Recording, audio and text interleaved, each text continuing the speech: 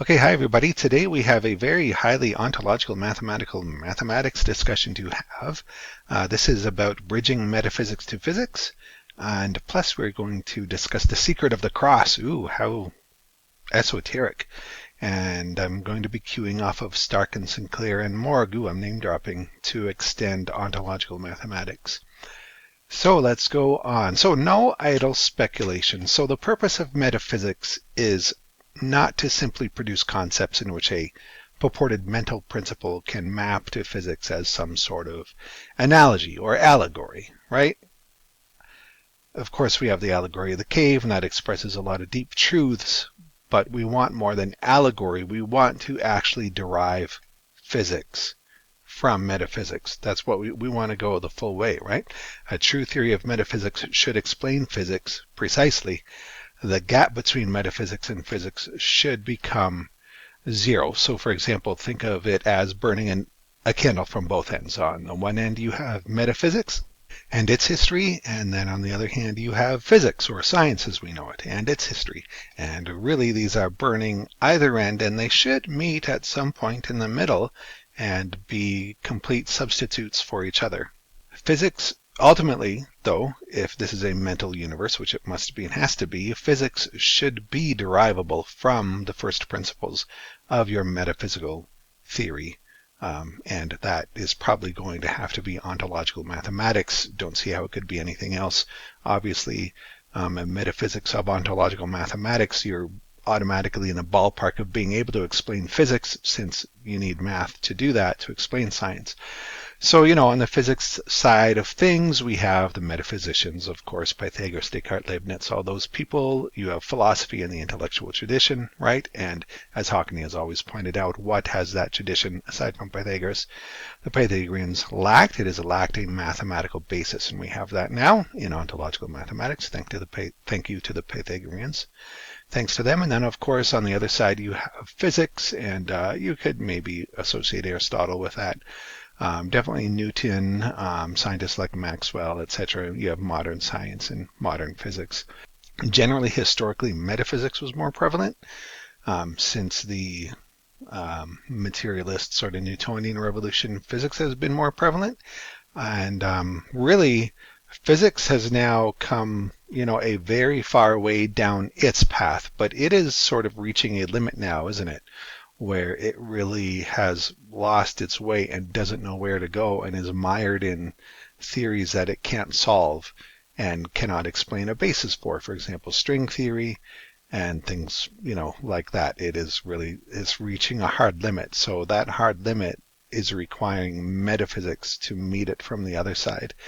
As it stands in the mainstream, there is no such metaphysical attempt. Philosophy is nowhere near being able to do so. And philosophy is pretty much written off as being able to contribute to closing the gap of physics to reaching base reality. Of course, as an Illuminist, Pythagorean, we do have the potential to bridge that gap fully and have them meet fully in the middle.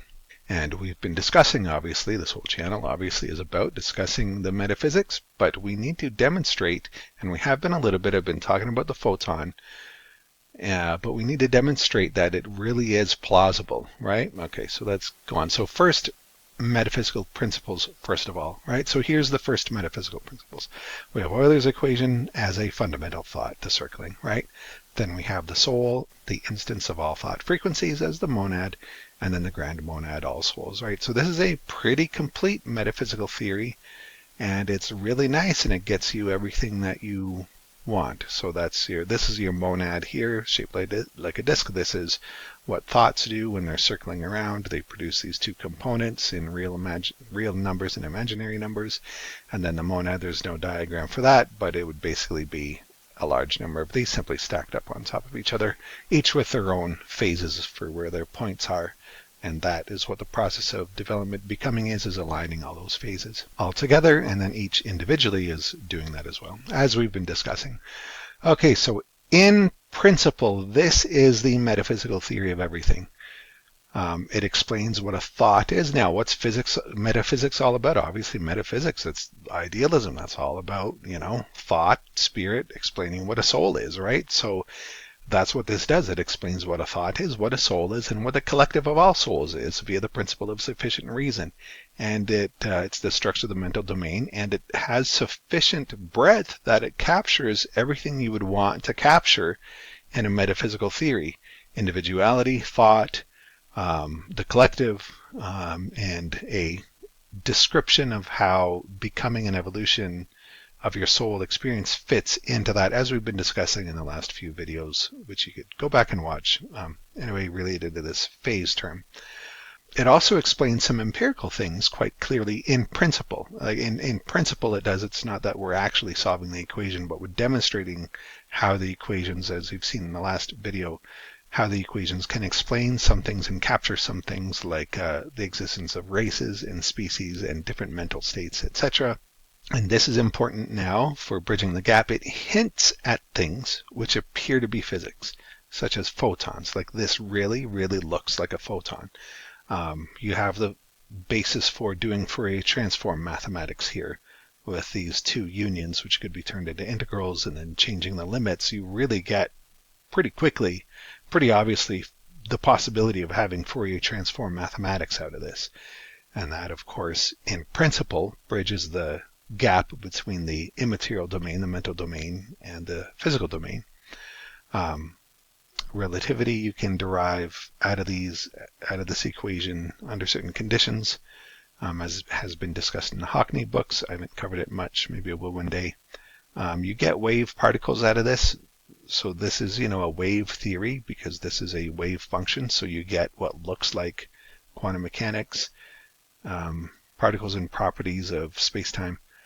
So if metaphysics should explain physics, and it would have to if it's valid, then we have what looks like some pretty good foundational principles here, but we don't have the complete application.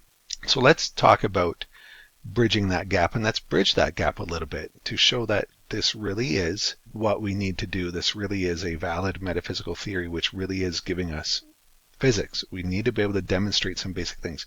We've only said that it is a photon, but we haven't actually really demonstrated that. Okay, so Hockney suggests that the circling is a photon, so the equation does look like a photon. That is plausible. I do agree with that. And so the idea is that some process makes a circling manifest into space, and when it manifests into space-time, into space, it manifests as a light wave, a photon, an electromagnetic wave. And the circling has the relevant components to do that, because a light wave photon has an electric and magnetic field which are quite distinct, and the circling equation, Euler's formula, has that too in the cosine and sine term with real and imaginary numbers. So it's so basically a photon is a thought in space, and that's not implausible. Sure, that's plausible. Would explain properties, would explain why a photon comes with the thought, the property of it having a constant speed, and also, its frequency and wavelength and things, as I've been presenting in the last few videos. Now here's a question. Is a circling always perpendicular to space? When a circling manifests in space-time, is it always going to manifest perpendicularly to space?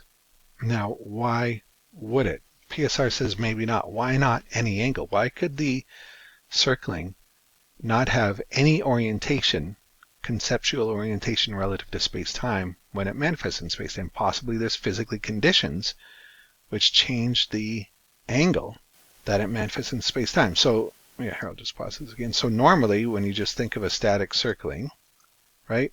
Or not a static circling, just a basic circling. You have this point going around a circle, and then you're looking directly at it. Usually we're just looking at the perfect symmetric circle, and then we're thinking, okay, it's going around, and you have magnetic and electric components, or at least the real and imaginary components, which correspond somehow to a photon. But would the manifestation of the conceptual circling, which is the real existence, see, that's the thing about metaphysics. The circling is, like when I say conceptual, I don't mean that it's abstract. I mean that it is the real existent. It is the real thing that actually exists. That is what actually exists. Just full stop. I say that term, it's a conceptual circling a lot. What I mean by that is it is the existent. It is the hard basis of existence. What we see in space-time is a manifestation of that, some manifestation. Okay. And so normally we think of this circling, and this is the normal vector, right? The perpendicular vector of the circle. And here's the xy plane. So normally we just think of it as perpendicular. But why could that circling not have a conceptual rotation relative to its manifestation in space-time, set somehow by whatever physical conditions cause that circling to manifest in space-time? And so here is just an animation demonstrating that possibly this circling can have some angle relative to space-time. So it's pointing straight up. Here it's pointing perpendicular, and then here it's pointing parallel with its manifestation. So here the z-axis, so if this is a photon moving through space, the z-axis is its propagation direction, and then the xy plane is what it manifests in. But obviously when it tilts, then you have projection. You have projection components that are manifesting on the xy plane, right? And notice also how the rotation of the circling changes, right? So here it's counterclockwise, watch on the xy plane, and then once it flips through that 90-degree rotation, the rotation direction flips. And so that relates to a question I was discussing in a previous video. Is there a preferred rotation direction? Well, it's really just a brute contingent. It is whatever it is, and it doesn't have to be anything. And it can be characterized by its normal vector. You could call it its pointing vector in space-time. And it's just however you want to arrange that. It can be either up or down to give either counterclockwise or clockwise rotation. So anyway, the point is that this gives us polarity. We can simply characterize the tilt of the circling with this angle theta. So that would be the angle between the normal of the circling and the z-axis, its propagation direction. And then this phi or psi term is basically the azimuth of its pointing to orient it in space-time. And so basically you would do something like this. This is the point going around the circling. If you convert that to a metaphysical vector, you would have r times these two terms, so that's just the cosine term and then the I sine term, right? And then you could associate the electric field with the sine term, and I'm saying the sine term because the sine wave, the sine function, in symmetry about 0 is antisymmetric and negative, right? And so that would give you positive and negative electric charge, whereas symmetry around 0 for the cosine is even and symmetric, not antisymmetric and not negative, and that is like how the magnetic field behaves, how there's only magnetic poles and not positive and negative magnetic charges, right? So I think that would be the way to do it. I have this R over C here just because you need that in order to make it consistent for Maxwell's equations. But here would be the rotation matrix, the cos phi minus sine phi, sine psi, that is, sine psi and cos psi term. That is what orients it azimuthally to give you any rotation. And then it's the cos theta terms here, which flip it from either pointing straight up, being perpendicular, or pointing along, that is, with its propagation direction in space, and then that would flip over to 90 degrees to make it, and when it was at 90 degrees, it would be linearly polarized, right? And then all the way down to 0 to give you the opposite handedness, right? So this allows the metaphysical circling to manifest with any polarity and handedness in space-time. So the point is that you want to be able to describe fundamental properties of physics phenomena.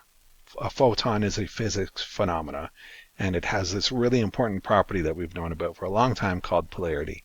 So if a circling is a photon, it has to be able to handle demonstrating polarity, and this would be a way to do it, which shows more plausibility that yes, we really can actually do physics with ontological mathematics. We are getting this damn close to bridging the gap between the metaphysics of ontological mathematics and deriving from first principles physics as is experienced in space-time. So the projection of the circling point is not physical, right, but conceptual. That means that is a mental abstract, not abstract entity. Sorry, it's a mental entity. It's the real existent, but it projects onto the XY plane of its manifestation. It's almost as if it projects out onto a surface, right? So even though if you go back here, you would think, well, this thing is oscillating up and down in space now along the Z direction. It's not physical, remember, it's conceptual, it's mental, and its projection simply seems to be that it is on the plane of its manifestation point is how its components manifest into space-time. Yeah, so it projects onto the XY plane of its manifestation, traveling perpendicularly to the plane of its manifestation, right? So the equations above satisfy Maxwell's equations. I mean, pretty obviously, they're really simple and orthogonal. But you would still need to work out some details. For example, I mean, it's pretty clear.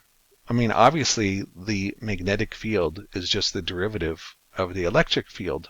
But, you know, if you want to do this meticulously and one step at a time, you want to go through one step at a time and demonstrate every single point. And that's a lot of work, possibly a lot of work. Possibly it'd be simple to do. I don't know. But the point is that we have a plausible richness here. There's a richness of phenomena, of possible phenomena that this circling can express if we allow it to rotate, if we allow it to tilt its manifestation relative to its propagation direction in space-time, right? And why would that be restricted? There's no, you know, possibly that is totally compatible with the principle of sufficient reason. Why would a circling have to manifest perpendicularly to space-time? Can a circling not have some tilt relative to space-time? If it did, relative to its manifestation in space-time, if it did, you would characterize it with this sort of setup: tilt, theta is the tilt, psi is the azimuth. And once you do that, you fully have the ingredients required for describing from first principles photon polarity.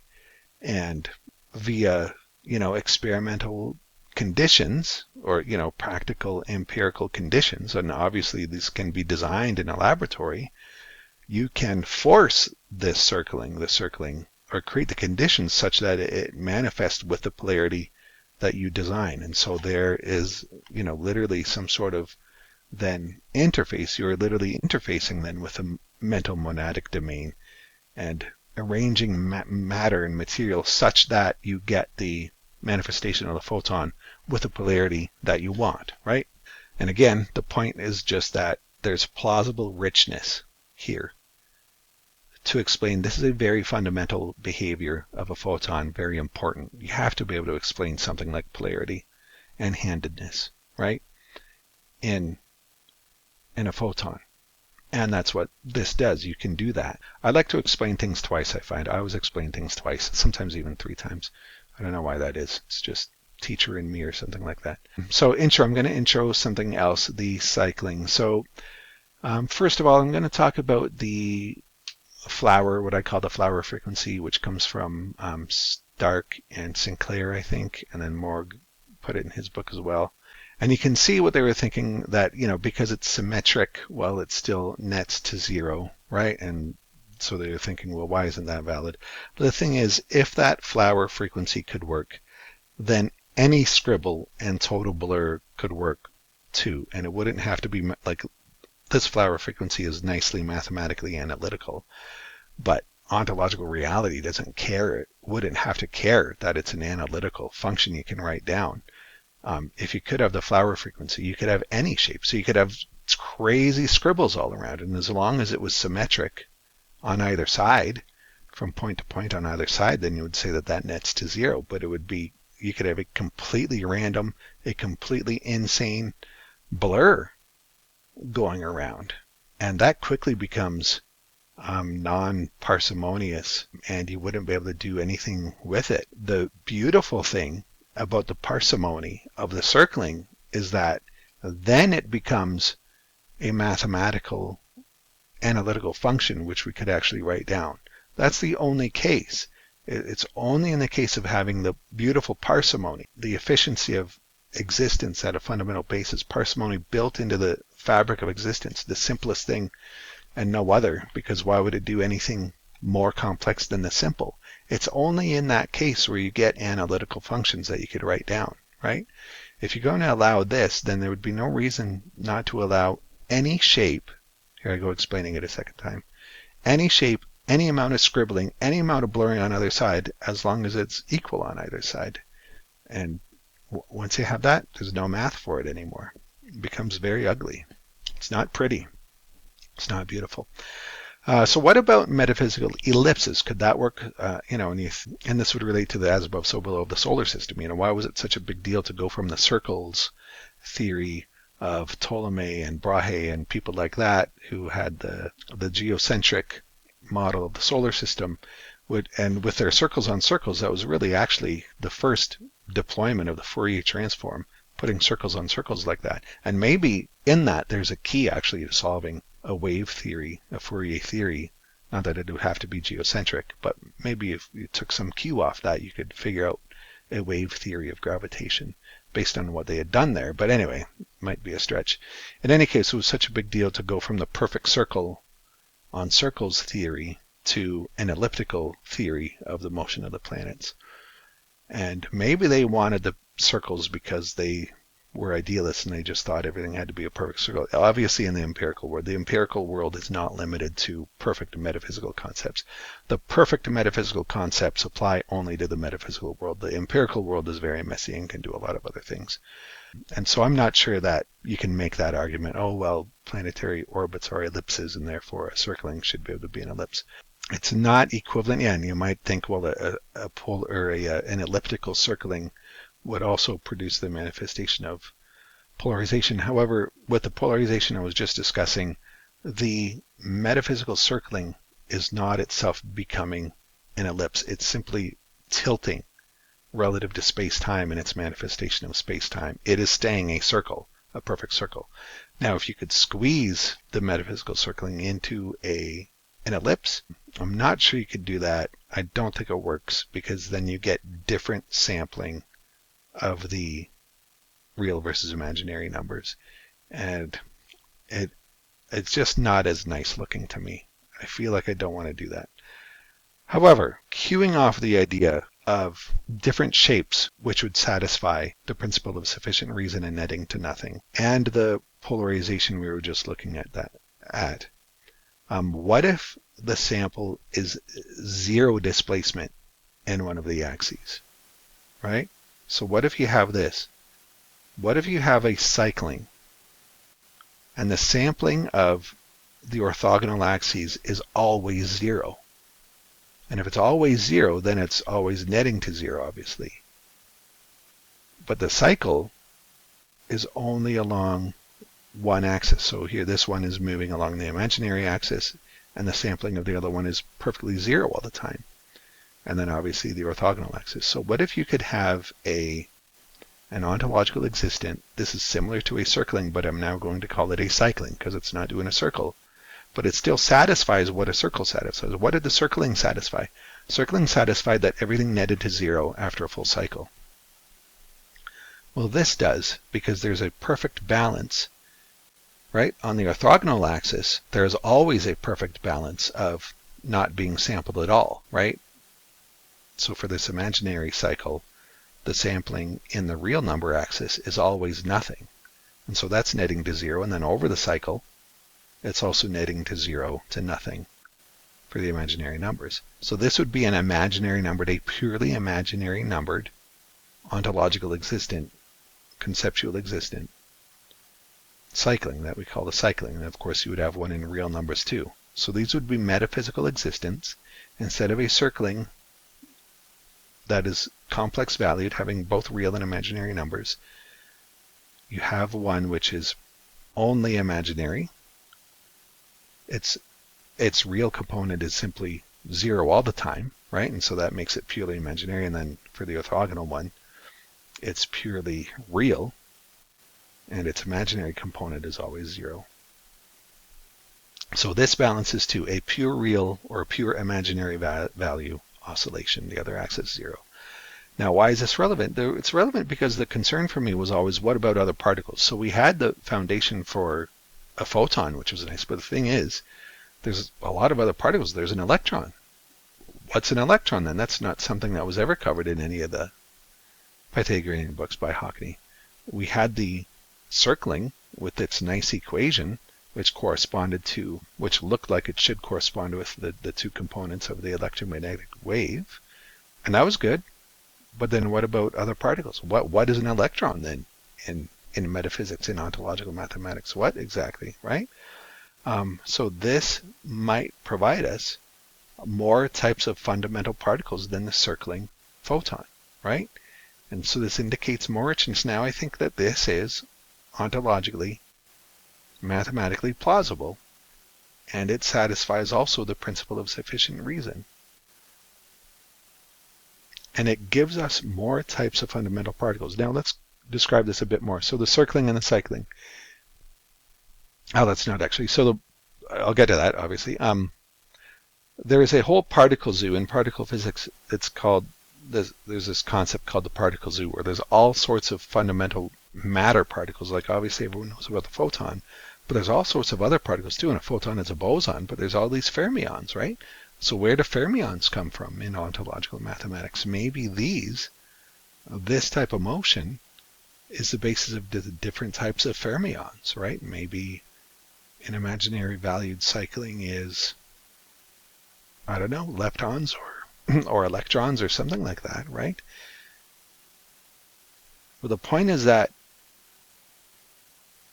there are restrictions to completely arbitrary motion, so it's not just completely ridiculous, like with the flower frequency.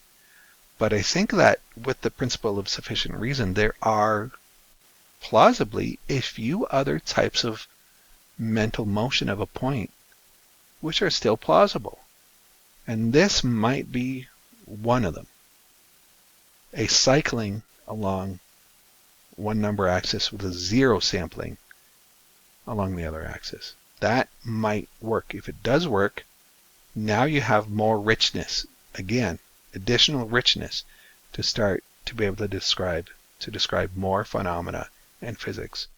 Now, what happens if you put these together? If you put the cycling together, you get a cross, right? Obviously, if you put these two together, imagine those on top of each other and just trace them out. Well, what is it? It's a cross, a plus sign, right? It's an even cross. If you put the circling and cycling together, you get the solar cross or the sun cross, also known as the Celtic cross. In astronomy, we use it as a symbol for Earth. Now, isn't that interesting?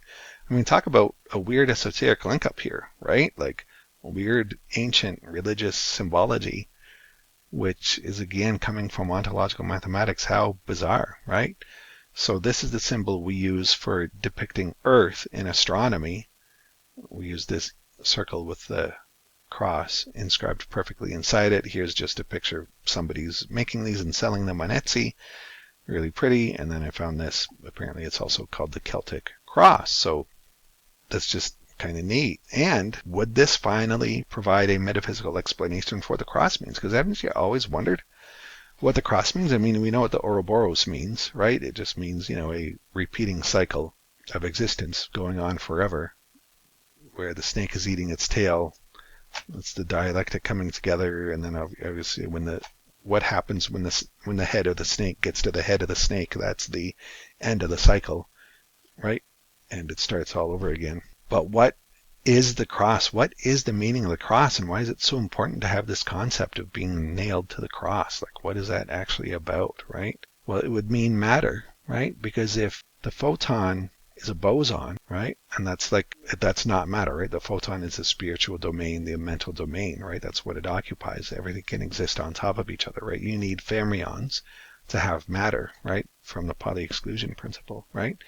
So the cross then, if it comes from this cycling, would mean matter, and being nailed to the cross would mean being nailed to matter, being stuck in matter. And then using that for Earth, that symbol for Earth, well, obviously that's where souls are going, to have this experience stuck in matter as a material being in a material body, not a material, in a material body, right? So isn't that kind of just a weird, bizarre, and sudden, unexpected metaphysical crossover? Or sorry, esoteric. It's more of an esoteric crossover.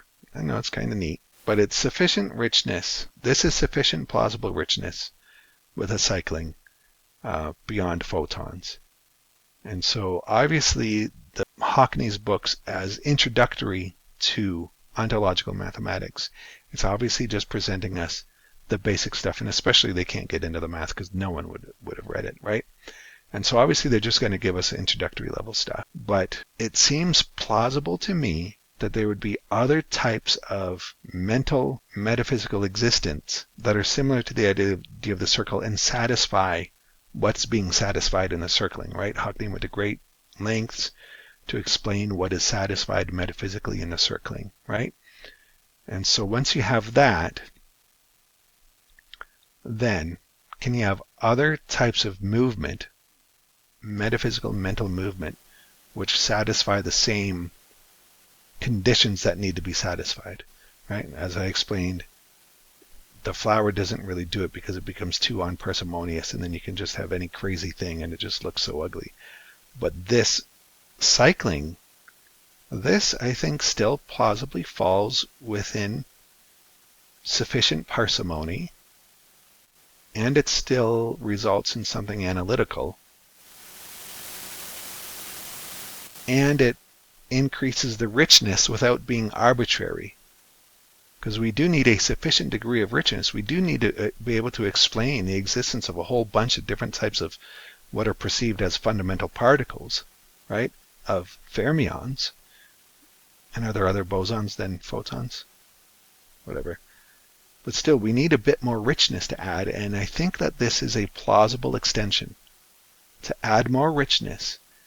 And if you have a purely imaginary valued cycling or a purely real valued cycling, that has got to be something to do with fundamental particles and their different properties, right? And so again, we're introducing plausible foundations to provide enough richness to bridge the gap between metaphysics and physics, and really bridge it, not just have an analogy, oh, well, a circling can be thought of like this, and that's like a photon. We have to actually bridge fully and actually derive. Now, I know what I'm saying sounds crazy if you're a scientist, but or a philosopher, or anyone. This has actually never really been discussed before, actually, in the world. It's been discussed but never approached, right? We're approaching it here for the first time, thanks to Hockney, thanks to the Pythagoreans. Actually bridging, actually deriving physics from first principles. It's actually ridiculously profound and amazing. And then, yeah, the esoteric connection. Remember, there's this suggestion that the true spiritual founders, you know, the so-called Fosters and Archons, if that is actually what's happening out there, but they are actually mathematical masters, and they've given us these symbols. Not that we understood these symbols, but could you imagine they're putting these symbols out as Easter eggs? One day we will discover what the circle, you know, they gave us the circle. One day we'll discover what the circle means. Oh, it's the circling, wow, highly mathematical. And then here, we're also going to give you the cross. You'll never figure that one out. Oh, wait, the cross is actually a metaphysical principle too from ontological mathematics. And wow, oh, you put those together. Oh, wow, this is a symbol that has actually been around for millennia.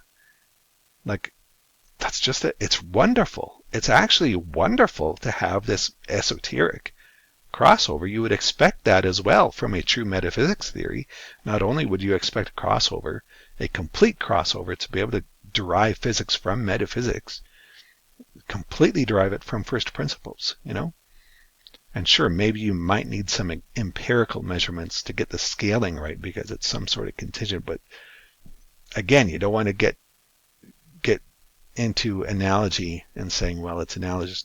I mean, no, maybe I'll take that back and say, no, we should actually be able to derive all the values too, including whatever scaling values or empirical values are there too from a real metaphysical theory. You should be able to derive all of physics. Okay, so not only do you have a crossover, should you have a crossover between metaphysics and physics, your metaphysics should also cross over to esotericism and explain why we have our religious symbols and why they were so important to us. The cross comes from the cyclings, and the cyclings represent fermions, which are matter, and we use the cross. the solar cross represents the earth, and the earth is where souls to go to be pinned to the cross of matter, to have our matter experience. I mean, it's just so, it's rich. It's actually rich. It actually adds to the richness because it ties it all together. It's beautiful, actually, right? It's amazing. It's really amazing. So here I'm just, yeah, I think I just put this in here just to show. So here is the basic thought, 3 different thought frequencies, right? The basic circlings showing how they produce different waves, right? This is the monad of circlings. Now you have this possibility of completely real valued or imaginary valued. And gosh, if this is a monad of circlings, then what about a monad, these stacked up on top of each other? I mean, that's why you got to be so careful here. I really want the theory, the metaphysics theory of ontological mathematics to work. This adds a lot of richness to be able to use for physics if we can start making those crossovers. Anyway, you know, you would get this motion as well if the circling could metaphysically rotate. You know, not just in its manifestation in space-time, but if the metaphysical circling itself could rotate mentally somehow and have a, like if you rotated one of these circles by 90 degrees so that the motion is in and out of the screen, well, this is what you would view the circling doing. This is what you would view the point doing, right? And so, I mean, there's some ambiguity there. There's some things to solve. But anyway, we demonstrated that, yeah, you really, really can explain the photon and its really fundamental phenomena of polarization. So we demonstrated that it's just so close. We are just so close to making that transition. Possibly, I think this might be a valid extension of the basic theory of ontological mathematics and circling, and this would give us different types of particles. And I think there'd be a limited number of cases to extend this to. You wouldn't be able to arbitrarily extend it to completely insane motions, but there might be a small number of other manifestations of a cycling point which satisfy the PSR and being net nothing, right? If so, this would be one example. And if so, it provides a basis for different types of particles, which we need. Hockney suggested that all particles are actually based on the circling and the photon only. I personally don't see how you get an electron out of a circling. I mean, maybe unless you can polarize the circling, rotate it metaphysically to basically do this. I mean, maybe. See, there's things to figure out here. But we're seeing that there's, the point here of this video is that there's sufficient richness. There's sufficient richness in ontological mathematics to bridge that gap to physics. And that's the goal of, well, I don't know. Is it a goal of humanity, goal of existence? I don't know. Maybe it's not. It seems a very interesting thing to do. For some reason, I want to do it. Just, it's intellectually stimulating. It's wonderful. And it's beautiful. Look at the things we're connecting all together. Anyway, here's the Monero address. Guys, I'd love to see you send me some Monero. That'd be so cool. Because it's private, non-trackable, untraceable. Apparently they've banned it in the European Union because they're so afraid of it. They really want to be able to track people in Europe and know exactly what you're doing. What a hellhole that place. You guys really need to save the European race and what's happening. You've been completely taken over by parasites, and that's happening obviously all around the world. Obviously, just because it's banned in Monero or in the in the European Union doesn't mean you can't put a Monero app on your PC. I think just look up, I think it's called Get Monero is the website or something. You put the Monero app on your PC and on your phone, obviously, and you can use anonymous exchanges. Just, figure it out. It's simple Google search and you'll get your results, right? You can do anonymous swapping from certain exchanges to swap from one crypto to another. And yeah, you can easily do that. You just have to know how to do it. from any place where they ban Monero. And why would they ban Monero? Well, I mean, why? It's just cash. It's just banning Monero is the equivalent of banning cash. Honestly, Monero is nothing more than almost a one-to-one, a perfect replication, a digital replication of carrying cash around on you. I mean, it's really perfect. So just, it's a heads up. If they're banning Monero, they're gonna ban cash, because cash does the exact same thing that Monero does. Allows you to make anonymous transactions. That's all that Monero does. Allows you, and that's what cash fundamentally is. You didn't even ask for cash to be that, but that's what cash has always been. You're making anonymous transactions every time you buy something with cash, right? So anyway. And then of course my books. So anyway, I hope you guys liked that, and I hope you're all having a good one, and take care, and bye-bye.